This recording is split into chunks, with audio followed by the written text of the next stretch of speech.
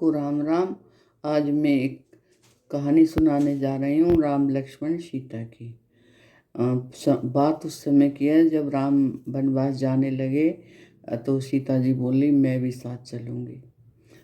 राम जी बोले कि तुम कहाँ वन में भटकोगी। सीता जिद करने लगी तो राम बोले चलो ठीक है चलो। राम सीता वन में पहुँच गए तो एक पेड़ के नीचे विश्राम करने लगे। लक्ष्मण जी से कहने लगे कि लक्ष्मण भूख लग रही है।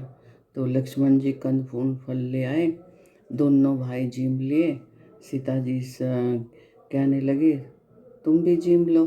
सीता जी बोली मेरा तो एक नेम वार था, मैं एक कहानी सुनाऊंगी तभी तभी कुछ खाऊंगी। राम जी बोले कि मुझे सुना दो। बोले मैं तो आपको कहानी नहीं सुना सकती, आप तो मेरे पति हैं। तो लक्ष्मण को सुना दो। लक्ष्मण तो मेरे देवर हैं, मैं लक्ष्मण को भी नहीं सुना सकती। मुझे तो एक स्त्री को कहानी सुनानी है।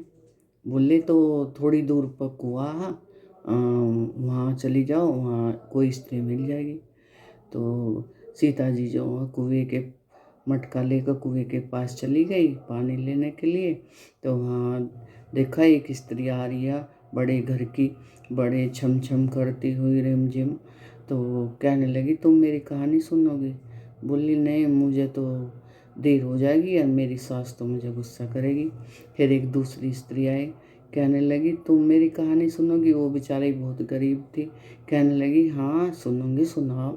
सीता जी आओ राम बैठो राम, चंदन चौकी बैठो राम, तातो पानी नहाओ राम, पीला पीतम्बर पहनो राम, फूलों की माला पहनो राम, केसर तिलक लगाओ राम, गीता की पोथी बाँचो राम, मीठा भोजन जीमो राम, ठंडा पानी पियो राम, पान का बिरला चाबो राम, जब जब बोले राम ही राम, राम सुधारे सारे काम।